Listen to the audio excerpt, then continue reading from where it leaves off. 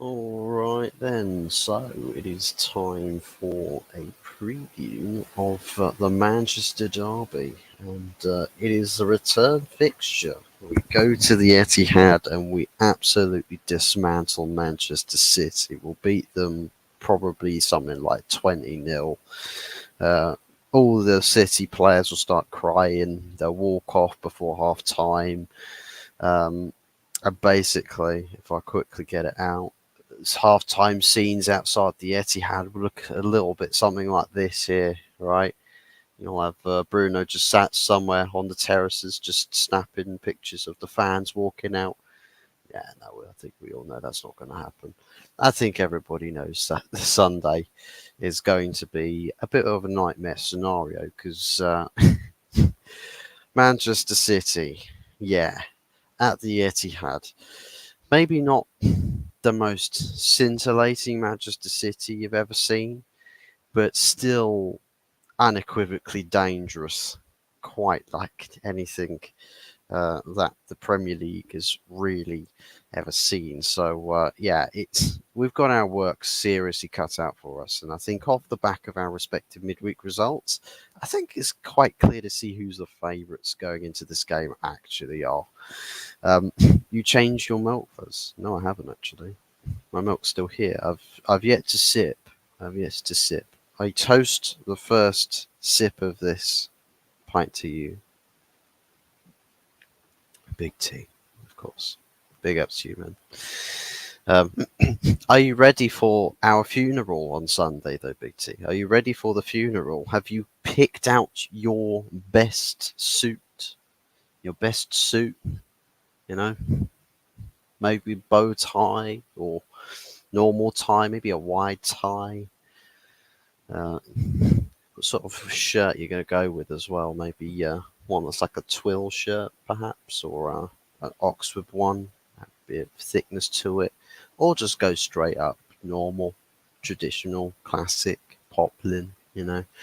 Go with those sorts of things. But yeah, we've got to be best dressed on Sunday for the funeral at the Etihad. Um, hello, Mr. Hoffers. Hello, Mr. Jaminho. I hope you're doing well, buddy. And I mean, we've got out a seriously tough game on Sunday, of course, but spare a thought, a compassionate thought for Arsenal fans. The toughest game of the entire weekend, I must say. On Monday night, they must venture up north into the Midlands to do battle in a tense affair against Sheffield United, the mighty Sheffield United, unbeaten, undefeated in their quests for failing to win any games, of course. But yeah, it is what it is. Everyone's going through their own struggles, and Sheffield United struggling to resemble that of a Premier League team. And Arsenal, it's a Premier League game, so I think we kind of know that Arsenal probably going to fancy their chances hitting them for almost double digits. Now, possible it could happen. I mean, Newcastle put 8 past them. The same Newcastle that then lost 4-1 to them at the Emirates, of course. But yeah, it's tough out here. I mean, Aston Villa put 5 past them. I think Arsenal are going to fancy their chances in that game. Whether it's going to be a cricket score in our game on Sunday is a whole other matter. But Jorginho here believes that we'll be stuffed. Quite possible that we will be. Big ups to Mama Flossie as well. Hope you're doing well. How are we doing? Good to see everybody joining the chat.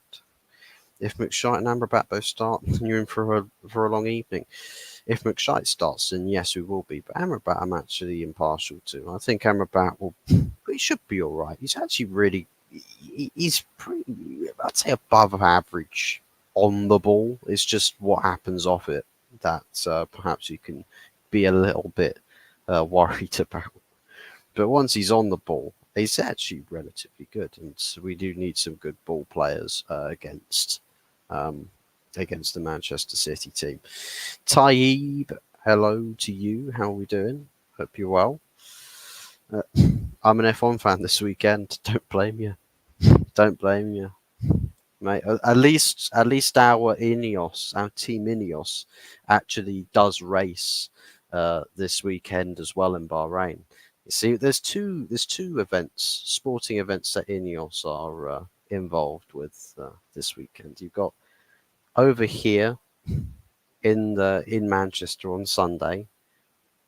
It's like which one would Ineos representatives watch, or what do you reckon they'll most likely tune into?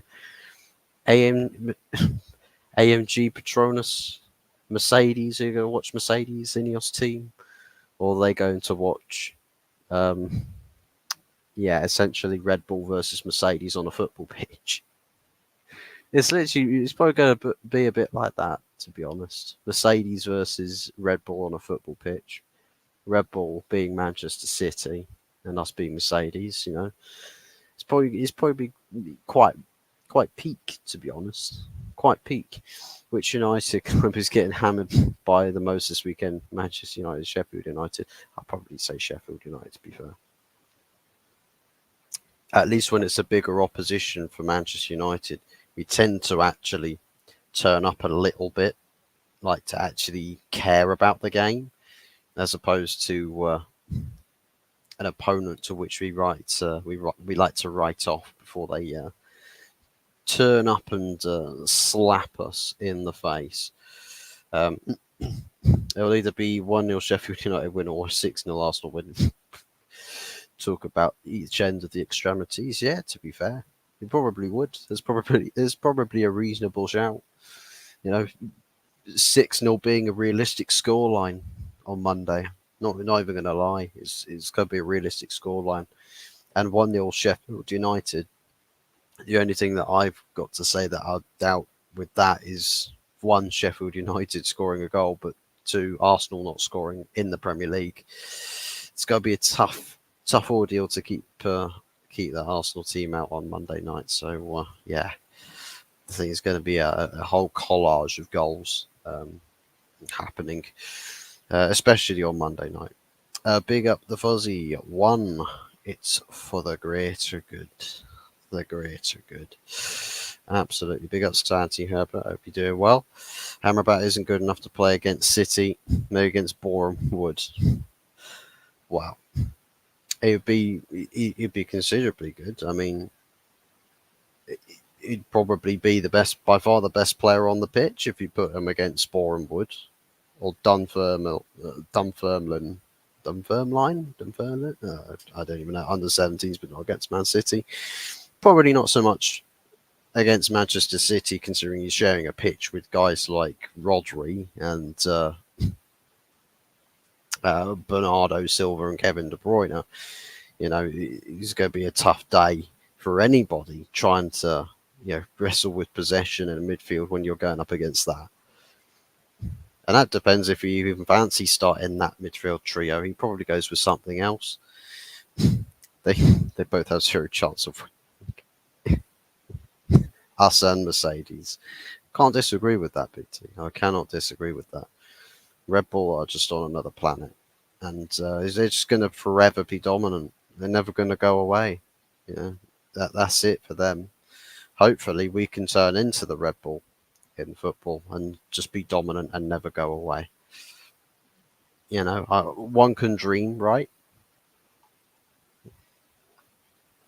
Raya's presence in goal is enough to make me think Sheffield United might score. Wow, unless he's sat halfway off of his goal line and a rare counter attack that the Sheffield United player decides, you know what, I'm going to go.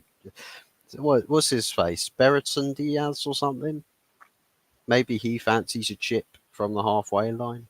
Maybe, what was it, Sporting Lisbon settings. Just unleash it from the halfway line and just lob the goalkeeper. Maybe that happens. Amrabat could genuinely be the worst midfielder in the league. His only competition is his Scottish teammate. Now, you do forget that there are some absolute stinkers in this league. Calvin Phillips, right? Do you know what the funny thing is? Is that Casemiro to Amrabat is kind of like a comparison of Rodri to Calvin Phillips in a way. That Calvin Phillips gets next to no game time, and when you compare between the two, you'd say, well, Rodri is just he's he's just in a completely different universe to a Calvin Phillips.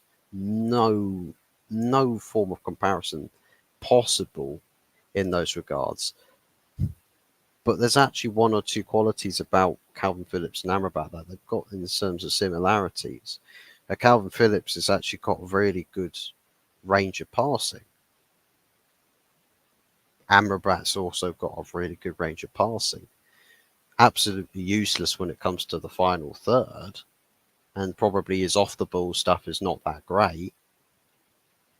But there's various elements to each individual game that there are in terms of what they do good, what they don't do so well.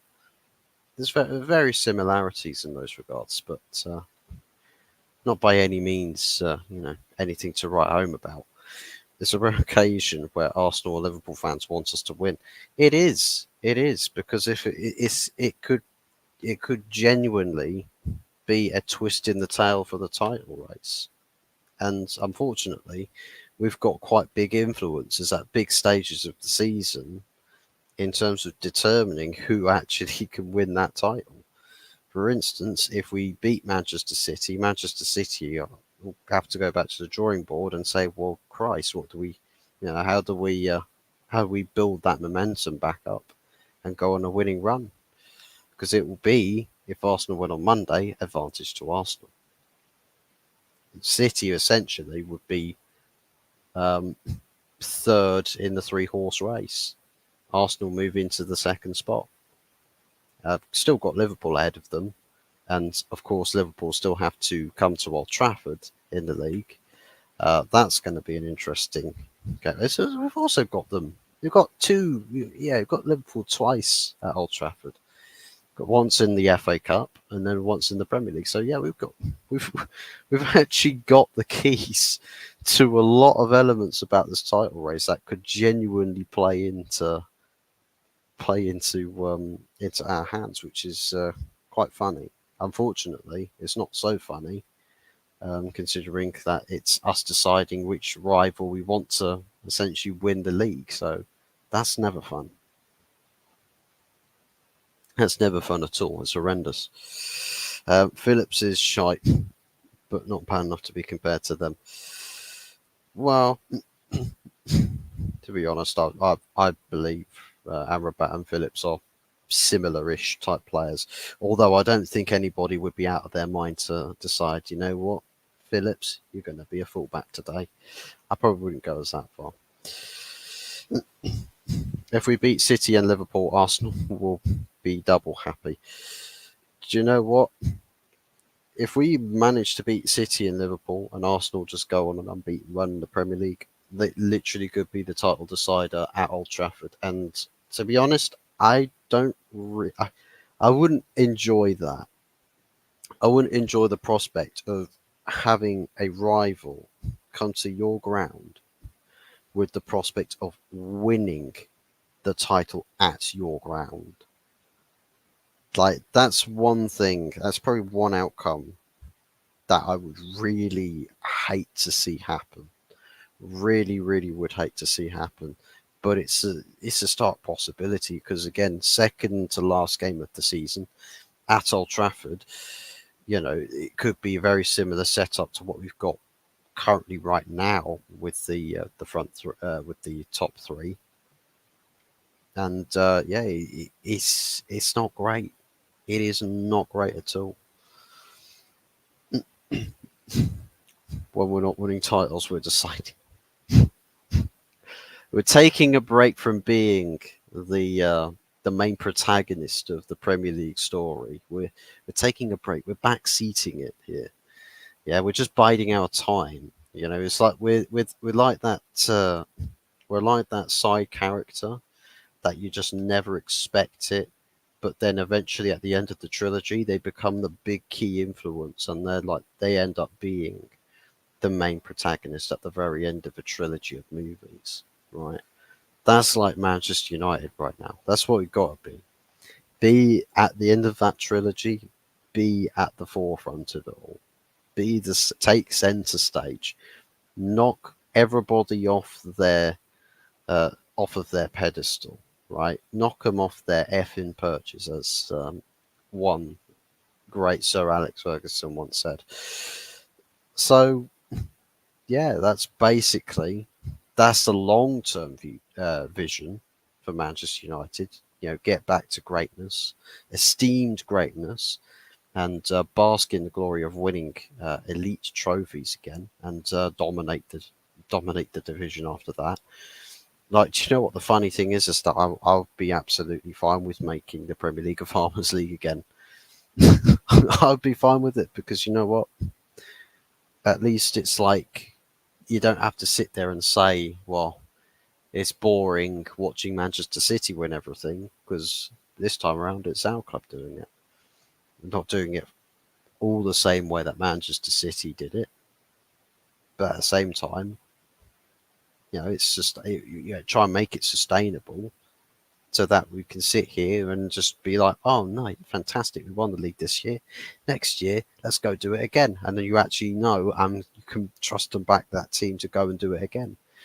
We haven't got anywhere near the team to back going after a league title or anything for that matter. We're nowhere near that. Absolutely nowhere near that. But you know what? There's a lot of work to do in the pipelines. There's a lot of plans set in motion. Let's just get the tiles, the puzzle pieces to fall into place and create this big image. And let's enjoy. I suppose let's try and enjoy the ride. As long as we know that there's progress being made, I'm I'm okay with being a bit more patient with this. I am okay with being patient, but it's got to show clear signs of progression. Otherwise, yeah, it's long. It's absolutely long. After looking through the whole league table, Amrabat starts for one team above 16th place, and that team is Chelsea. To be fair, there's quite a few teams perhaps Amrabat doesn't start for, but to be honest, I think there's actually quite a few other teams that would take the punt on him. Quite a few other teams.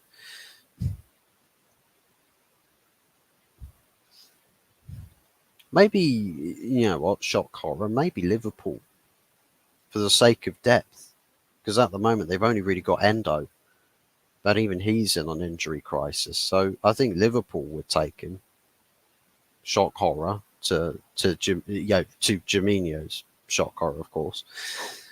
But literally, who do they play as a six in the sixth position? Literally, Endo is the most qualified player for the number six in that club at the moment. Fabinho left, and no one else came in as specialised for that DN position. Endo's the closest thing they've got to it. Amrabat can go in and be that. Could go into that team and be the player in that position. Plus, not to forget, he's also surrounded by competent teammates, by which he probably elevates his game even further. So technically, Amrabat becomes a much hotter prospect, or the prospect of taking an Amrabat in your team gets a lot more lucrative. But you need a good team around each player to actually do that. So, yeah, a team that complements each other, each of the players, because that's one thing this United team doesn't do. They don't complement each other. There's a lot of stranger danger kind of bonding on that pitch. There's a lot of misunderstanding. Different wavelengths, different ideas that don't correlate, don't click together in that team. And yeah, disharmony is essentially the name of the game, and it's a pain to watch, whether you're a United supporter or a rival supporter. It's painful to watch. Most games are boring. Most games are United individually lacking unbelievable, or just being unbelievably bad in quality. Pundits got a lot to say about the performances, saying, yeah, no, this team ain't it. Ten Hag doesn't know what he's doing. his players don't know why they're there. It generates all sort of things like that. We cannot win a title for the next 5 years and still have the most Prem titles. We're riding the credit in the bank. Yeah, yeah. It's like um, it's like what I see some people talking about. It's like when we go and recruit people, it's like guys like Edward Ward and Richard Arnold used to throw at people. It's like, we are Manchester United. But why would I sign to? Because we are Manchester United. But that doesn't mean we are Manchester United. And now you've got Sir Ratcliffe and Ineos essentially saying, we are Manchester United. And people actually go and look at them and say, well, I don't think you're a clown. So actually, technically speaking, yes, you are Manchester United. And yeah, I could probably bet something on that. When you've got more trustworthy people or more professional minds, you know, it kind of has a sweeter ring to it when you just say we're Manchester United. So literally, Ineos can probably coin that phrase as long as they end up winning at the end of the day, because otherwise, then that's the most unbelievably futile thing, and we can all look back on it in absolute disappointment. But they're probably the most legitimate to coining that phrase. We're Manchester United. Acknowledge us. We're the real tribal chief here. We're just hibernating. We're waking up. The season's coming around. We're about to wake up, and everyone else is on the chopping block. We're coming for you all. So, does he start for Arsenal, City, Liverpool, Spurs, Villa, Newcastle, or even Brighton, West Ham, Fulham, Everton, Palace, or even Wolves? He starts for more clubs there than he doesn't. Probably starts for Newcastle because you move Bruno Guimaraes across. You bench Longstaff. Tonali's not available, so there you go. Villa depends on what's his face, Unai Emery, how he wants to set up the stability in his midfield, because he does have a Douglas Luiz and Kamara that play in those positions. I don't know if Tielemans would play closer to that number 6. I think he usually plays him out wide or further forward for some reason. But for Tielemans, maybe maybe harder to get him in placement wise into the Villa team. Brighton, I mean, say for instance, he ends up going to Brighton. I think for the type of play that he's capable of in terms of keeping ball, Roberto De Zerbi might actually appreciate that type of player.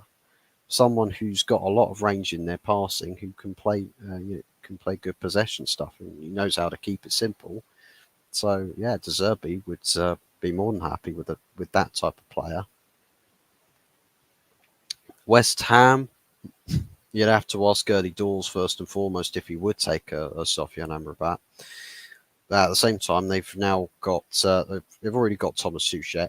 They've already got Calvin Phillips on loan. So you're trying to displace those two, and Edson Alvarez. So there's 3 players there that you're trying to basically displace to fit Amrabat in, which is not a simple thing. Plus, those players are probably better suited for West Ham as opposed to Amrabat. So I think he probably would struggle getting in that team by a long shot. Fulham probably could get into Fulham. I don't know if they sort of play ideal sort of football for that. Everton, bit difficult as well. A bit difficult with them because of course Amadou Onana and Idrissa Gana Gueye. Got a lot of people, a lot of those certain players. Would I say specialists? Probably not so much specialists in those positions, but competent players. Palace, you probably say he would get into. For me, I think he does. I think he gets into the Palace team. Wolves, Possibly with Wolves as well. So there's actually a few clubs there. Liverpool, I think, would only take him on the basis that they've got nobody else who can play the six. Spurs, I don't know if Spurs fans would even remotely consider benching Sarr. Pause your development, Sarr. We're going to stick Amrabat in your position, play him next to Yves Bissouma. Yeah, that's probably not going to happen. So yeah, you won't get into the Spurs team. City, they've got Rodri and Kovacic and Nunes. They've got all sorts of players. He even played John Stones in the CDM position. He used to still be better than Amrabat because I do genuinely think Stones is probably a better DM than Amrabat is, and Amrabat's a midfielder. Arsenal, I mean, I already know that you really, really, really, really, really would. You'd probably rather drink a pint of bleach rather than have Amrabat starting in your team. But I mean, he's probably like a Mohamed El Neni to you. He'd probably be, in terms of squad appeal, he probably has that same sort of ring that Mohamed El Neni has. So, yeah, basically running down those teams there, the most likely, of course, being Palace and Brighton, um, and then potentially Newcastle, potentially a Wolves, and potentially a Fulham, and then just a throwaway with Liverpool as well. When everyone is fully fit, how many does he start for? Well, if you're talking about everyone being fully fit, then you wouldn't get in. Well, don't know how much Klopp would like him. You never know. You never truly know. But let's say if Endo's fit, I think Endo being a Klopp player would probably start ahead of him. Um,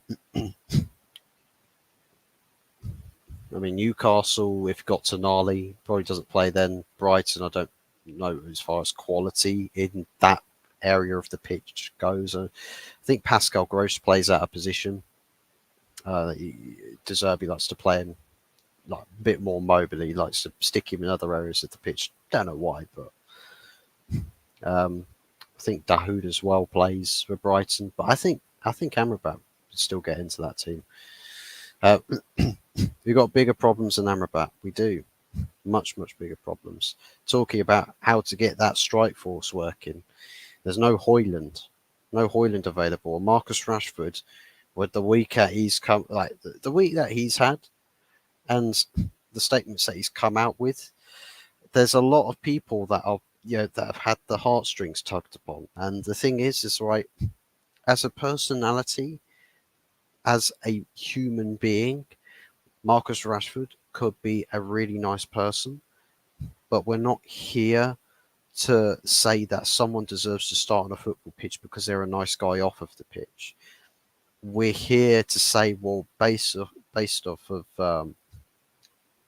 what's it, meritocracy? I think is a word. If that is even a word, I think meritocracy. If you're basing off of that, then essentially speaking, Marcus Rashford putting in 4 out of 10s, 3 out of 10s every single week. He doesn't have the merit to start. He doesn't have the merits to play and start for this team. But there's not really much alternatives. There's not really any alternatives. I mean, Haaland would be starting in the number 9 if he was fit and available, but he's not. As for players on the left, Garnacho is basically having to fill that void whilst Rashford plays up top. Rashford would otherwise play in the left-hand position. I think most people would say that Rashford's best work comes off of the left-hand side, but it doesn't really matter what kind of work you get from Rashford because at the moment everything he's doing is not good enough. So, yeah, to me, yeah, I think that's probably the biggest question mark. Some people saying, "Oh, Anthony did all right. He was probably the best winger that we had." But again, even if he was best winger, he's still just Anthony. It's still Anthony, and you're going up against Manchester City. You need a hell of a lot better than just Anthony just playing on the right if you want to think about beating that Manchester City team. There's got to be a whole lot more than that. And I think just because of that alone is probably the biggest outstanding reason as to why we don't win on Sunday. That there's just no cohesion, nor quality, nor form in the final third to do any significant enough damage to to get us a result across the line. There just isn't. Milner, Lallana, Baleba and Gross start over him at Brighton. Fernandinho, Reed, Pereira at foot. Pereira doesn't play in the number six. You put some names in there that don't actually play in the position that Amrabat would play in.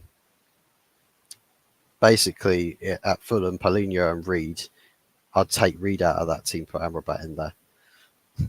Brighton, Milner basically plays as a compensator, basically covers fullback. Lallana plays further forward. I think Baleba's prospect, and Gross plays out of position as well. So technically speaking, you've only got potentially Baleba there.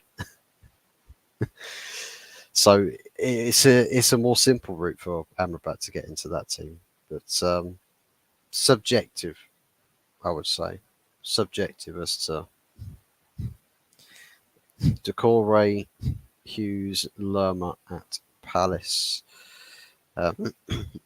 maybe over Will Hughes. Yeah, possibly. I think Lerma plays more box to box. I think Palace as well. We also have Gomez, Lamina, Bellegarde, and even Tyrone Doyle. Bellegarde plays further forward as well. And I don't actually think that Wolves have necessarily an out and out number 6 DM player. I think they've usually gone their teams of the past midfield structures. Usually, I think Dendoncker was probably the closest that they had as far as a number 6 went in their team when they had like Ruben Neves and João Moutinho both in the team in their midfield when it was structured like that, and of course Matheus Nunes as well. Amrabat is used wrong by Ten Hag and surrounded by pub players. Stick Amrabat in a different club and you get a song out of him. Well, you stick him. I'll tell you what. Good case in point. Playing for Fiorentina against Declan Rice, somebody who everyone's sometimes wets their knickers about. Bend it like Declan. Yeah, that guy, he bossed it. He absolutely bossed it against that West Ham team. Though they lost, literally head and shoulders, one of the best performers on that pitch between both teams was Sofiane Amrabat. Shame he had to lose that final, but you only remember the winners, not the losers. But, that's kind of where you hope. Sign the player, an MVP player on the losing team, and turn them into a winner.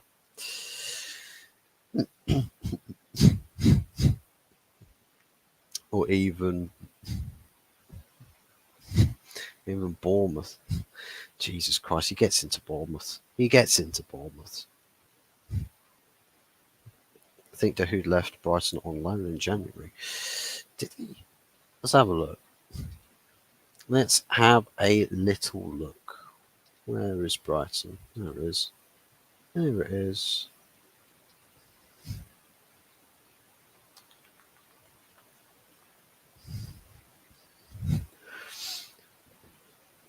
Maybe Modder. Brighton's got Jakub Modder. He's played 7 times this season. Oof. Billy Gilmore's not available. He's apparently suspended. Yeah, red card.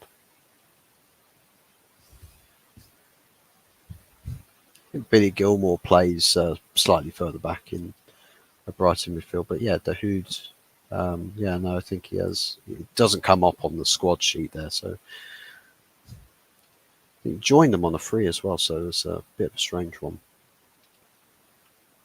Bit of a weird one, that. Got to be honest. Bit of a weird one. Yeah, don't see him anywhere there. Yeah, really, really strange. Really strange, that one. But yeah, from Dortmund on a free to Brighton and then leaving on loan as well.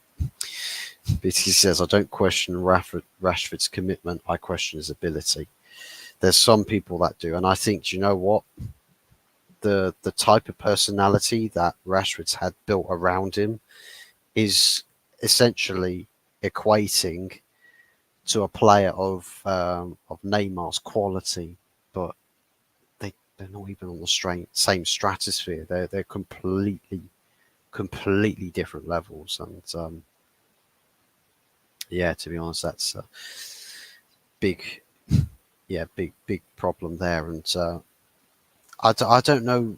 I think Rashford 100% mad overrated in terms of ability. He's got some tricks and flicks in his locker, but the application for me, like putting as bad performances as he has done in especially this season, for me, the mental commitment. If and I suppose this is the brutal truth. This is the brutal truth. If you're Marcus Rashford and if you're experiencing mental fragility that lowers your confidence to actually not, being able to perform at an adequate level,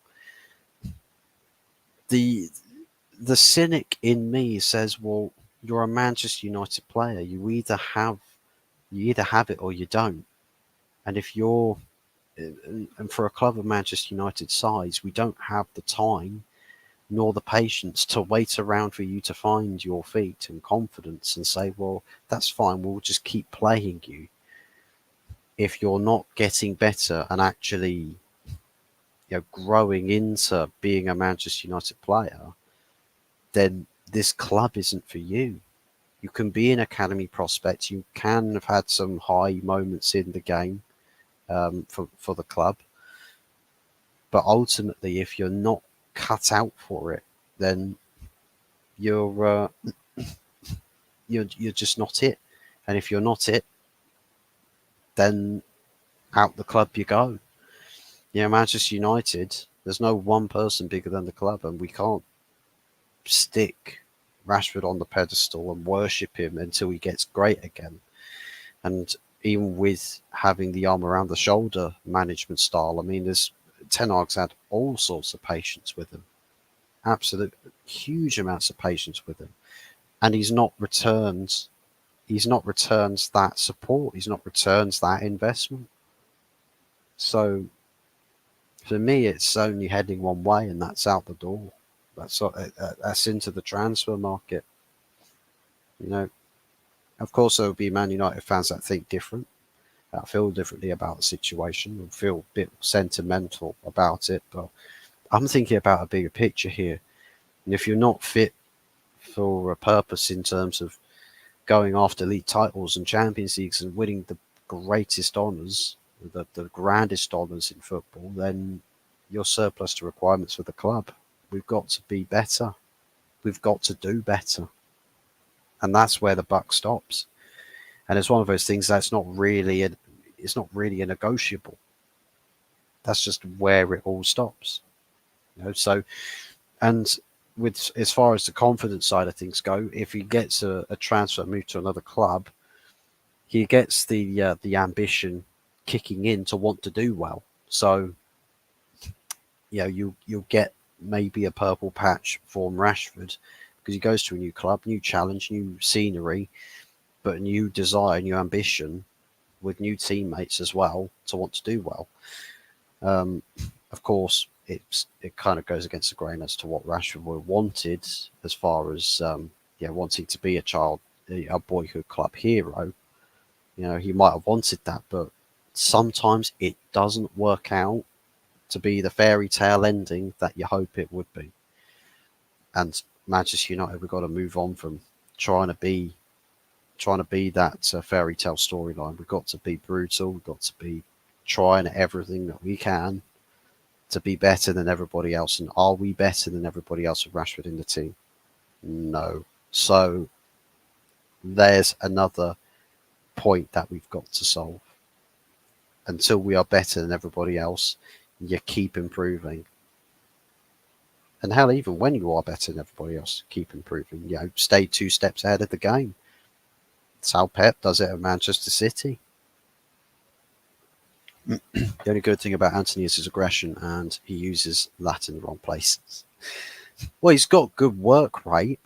He has got good work rate. He's just so unbelievably wasteful, and he's not really got any sort of sense of strategy on the pitch. He sort of just runs around like a little pit bull, and it's just pointless aggression. It's not really going anywhere. At least if you look at Martinez, I suppose with Martinez it's slightly different. It's calculated, and you see what he brings to the team. For Anthony, just runs around like a little bulldog with all that bark and no real bite. And he's past that. What does he offer? He's a guy that comes out of the favelas. For a guy that's like a street striker type player, got a bit of freestyler in him. But this is the Premier League. You don't get to just be freestyler without having the confidence and talent to absolutely back it up. So you can have some tricks in you, but unless you've got the ability to really show that in the the Premier League is probably not your level.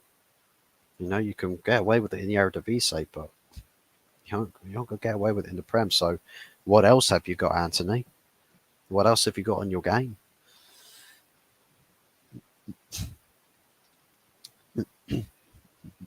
De Zerbi would put Amrabat out.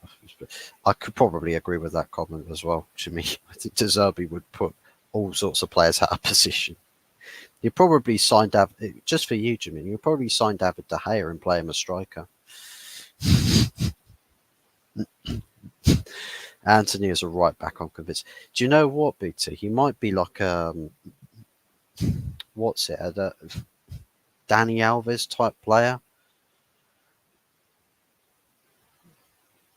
Probably on the pitch and off it as well. Oh, crikey. But I see where you're coming from with that. There's quite a few fullbacks that have come out of Brazil. A few from Spain as well. Spain, Portugal.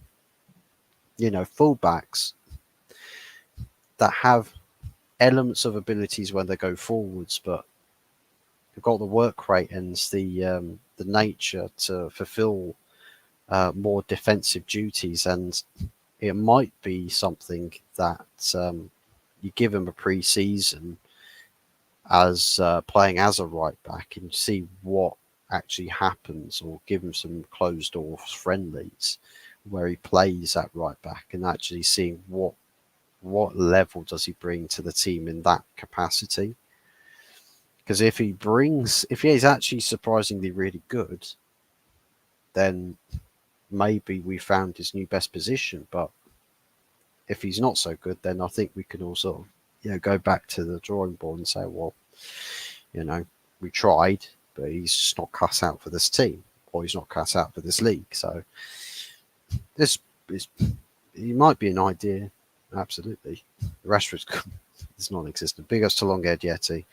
I hope you're doing well, man. Rashford commitment is non-existent. For me, it looks like it. It really, really does look like it. In terms of how he performs on the pitch, it looks disinterested.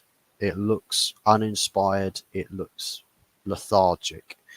And effort is usually a symptom of a player that cares, right? And if you haven't got effort, it's a player shedding responsibility. And a player shedding responsibility and is giving up on accountability, They don't want what's best for the club, right? And this is the biggest problem with Rashford's comments and statements.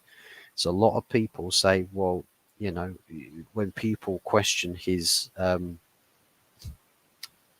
his pledge to the club or his commitment to the club, oh, everyone crosses a line when they question my commitment to the club. The problem is that your actions in football, your actions as a player will speak louder than your words.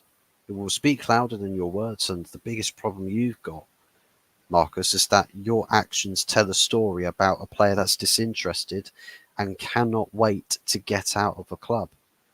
You know, we see all sorts of other players down in the history books that have played that poorly for the sake of getting a move to a different club because they just want out. They've had enough.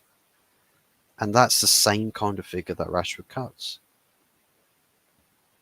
And that's the biggest problem that we've got is how do you, as somebody who's essentially the face of a club, um, how do you, as incoming investors, current investors, people working for the board, how do you look at that and say, right, we have to go a different direction and basically kick the golden child of Manchester United Football Club to the curb, right?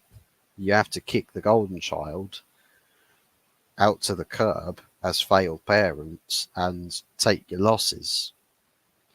But would they want to do that? I suppose is the other question to ask here is would Ineos want to take that bet? Now, if they do, then there is definitely the ruthless side there, and I'll be all for it. But if there isn't, and they want to persist with keeping Rashford here, and some people they say, yeah, no, we should keep Rashford because I think there's a player in there. The thing is that you've got it never really ever works out when you've got someone who's switched off from the club mentally. You never really get them back involved and interested again. You never really do. It always ends up the same way. Maybe there's one or two really, really rare cases where that's not been where it's actually gone the other way and the player, reapplies themselves and finds a new lease of life. But it never really always works out that way. It usually ends in tears. So we should bin Rashford off and offer Grealish a lifeline. He could be Villa Grealish with us. Wow. Talk about players missing from the derby. Supposedly, Jack Grealish is the only player notably missing from their team. And you know what? I think Grealish has previously shown support for Manchester United Football Club in previous online interactions. I think it is years and years and years ago, almost a decade or two ago. So yeah, maybe Omar Barada picks up the phone and is like, hey, do you fancy making a switch? Jack Grealish goes, fuck yeah, let's do it. Fuck yeah. I ain't trying to be around here as a League One player for Man City or a League Two player or a Vanarama Conference League player when they get 115 charges sinking their ship.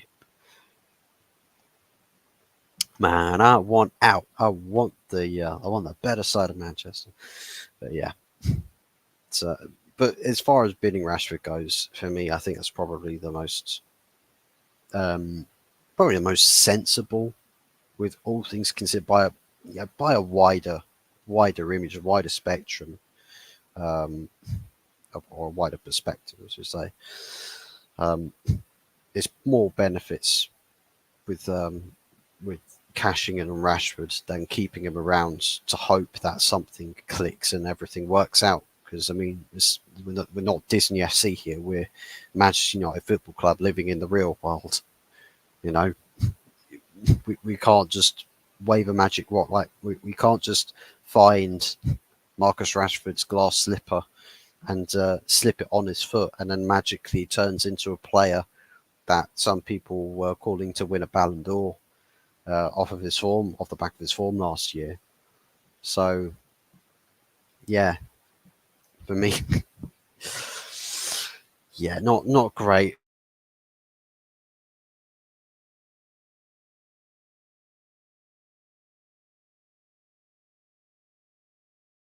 And I think that's probably, oh, lagged out a bit there, but yeah, I think it's probably how this Rashford story ends. To be honest, Garnacho is better on the left for me. Rashford needs to go for that reason alone. Thinking about it, well, Garnacho being a future prospect of the club, essentially breakout season last season, and now is sort of bedding into a first team picture this season. Kobe Mainu being about a year behind Garnacho.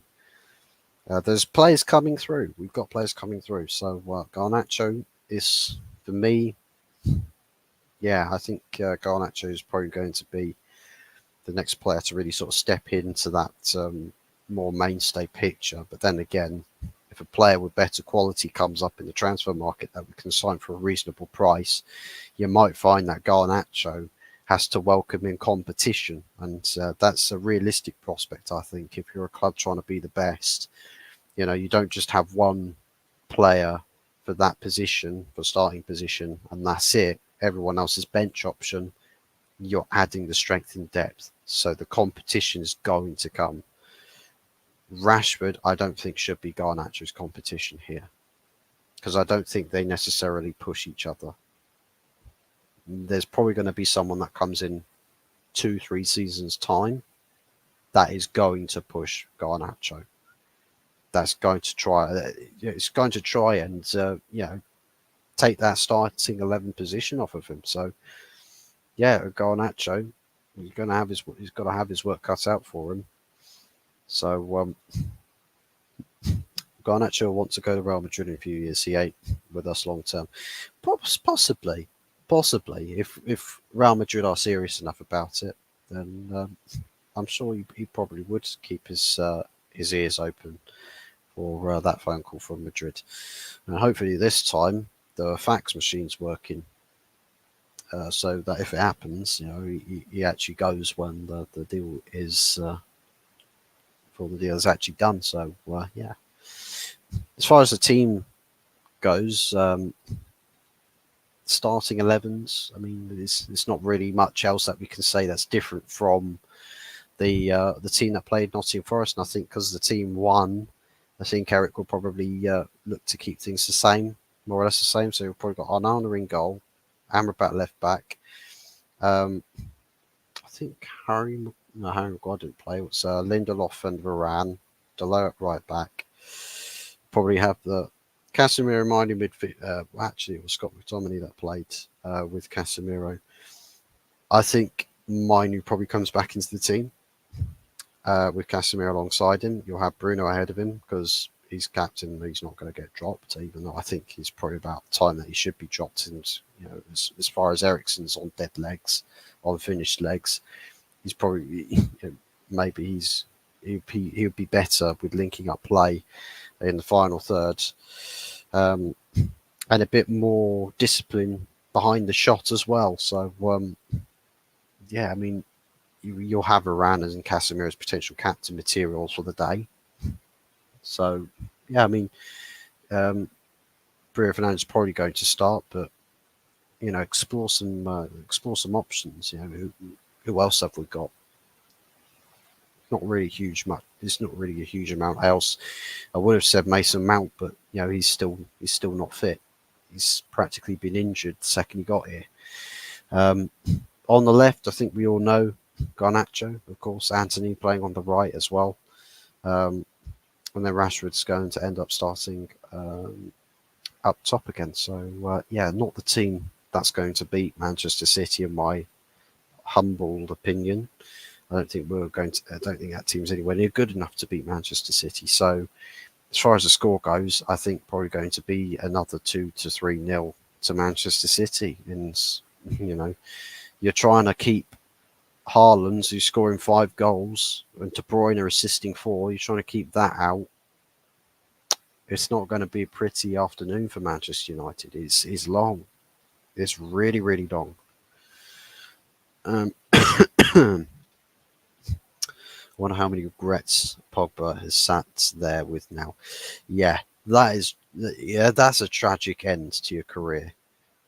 When you leave Manchester United to go back to Juventus to think, you know what, I'll get another rekindling of love for my footballing career, and then to get busted, your whole career is done and dusted.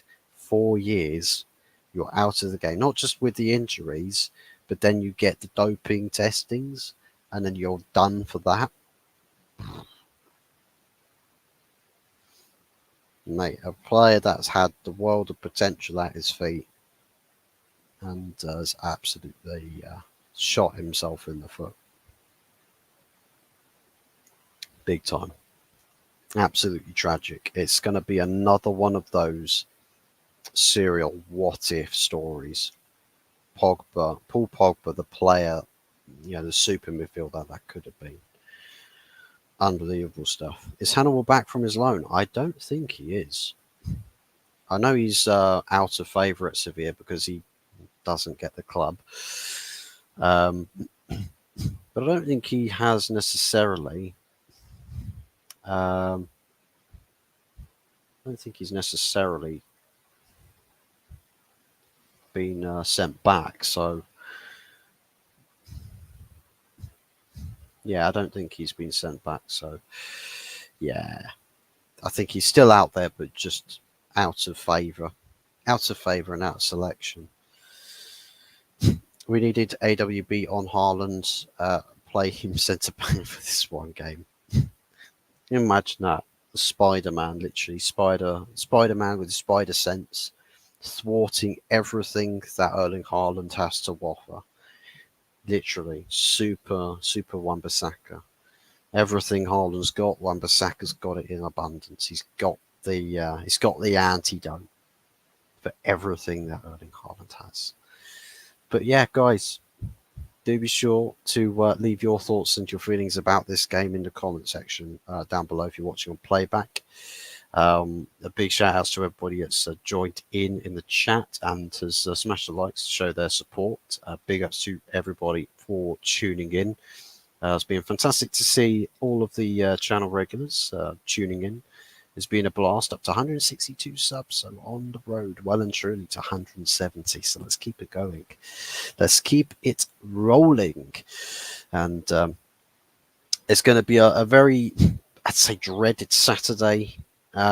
Just anticipation for this game on Sunday. I'm very busy with work across the weekend, at retail, that's how it is. And yeah, it's going to be a tough Sunday to get through, very long Sunday. So I'll tell you what, if we end up victors on Sunday, then happy Sundays, I guess. Happy Sundays, happy cheery Sundays. No idea what's going on in the new week as well. So yeah, but yeah, hopefully it's all good stuff. Come the end of the weekend that we can be positive about, or maybe it's absolute carnage. Maybe it's absolute just chaos, the end of the world, once the final whistle's gone on Sunday, which I think probably be about 5:30ish, I would imagine, because the game, weirdly enough, is kicking off. Well, the whole of Sunday's schedule is 1 hour earlier. I think the first game kicks off at 1 instead of 2. The second game kicks off at 3:30 instead of 4:30. So, yeah, everything's been moved forward an hour. Don't know why that is. Probably something to do. Actually, that wouldn't, would it? Maybe it is, maybe it's not. I was thinking it might have something to do with the F1, but no. I think they're out in Bahrain, so they're different time zones. But either way, we will have a new manager when you hit 200 subs. Wow. I'll tell you what then, BT. If you're somebody who likes the idea or prospect of getting a new manager, you'll be absolutely clamoring to get those subs rolling in to get us to 200 ASAP. Somebody out there has a bet on. Somebody out there has a bet on a United and Southampton win. Southampton playing Birmingham. It's not yourself, is it? You haven't got yourself betting on that, have you? But yeah. Anyways, I'm going to wrap things up there, people. Thank you very much once again for tuning in and watching. Um, Sheffield. Sheffield. Well, at least Southampton actually they'd have more of a chance of beating Arsenal, than Sheffield United. It's just the way the cookie crumbles, to be honest. Southampton better team when they play against Arsenal versus Sheffield United. So, yeah, couldn't really dispute that. But yeah, somebody probably crazy enough. Probably somebody who knows the person who betted on Leicester City to win the Premier League back in, what was it, 2015-16 season? Or something like that. Was it that season? Yes, it was. Second season Van Gaal was in charge, yeah. But anyways, guys, thank you very much for watching. Take care. Maybe we'll see something on the Saturday night, if depends on what goes on. A lot of big games tomorrow. A lot of big games. I'm sure the Nottingham Forest versus Liverpool game will be live streamed over on Longhaired Yeti's YouTube channel. So do be sure to check out Longhaired Yeti's Cave for some good watch-along streams and good watch-along content. He covers a lot of games, so even if you aren't a Forest supporter or a Liverpool supporter, I'm sure there may be other games being covered on that channel. So yeah, do be sure to jump over there. My money's on a McTominay hat trick. I'll tell you what, he could score a hat trick if he comes on in the 85th minute and we're losing 2-0. He can do a Jose Mourinho Etihad comeback and win 3-2. Of course he can. It's just written in the stars. And also, if Ivan Toney's given you those hackers, those odds, then you might be onto something. But anyways, guys, I'm going to love you and leave you. Take care. Enjoy the rest of your Friday nights and look forward to a busy, busy weekend of many things, football and sports, and also motorsport, kicking off the new season in Formula One. Take care, goodbye, and we'll see you in the next one. Ciao for now.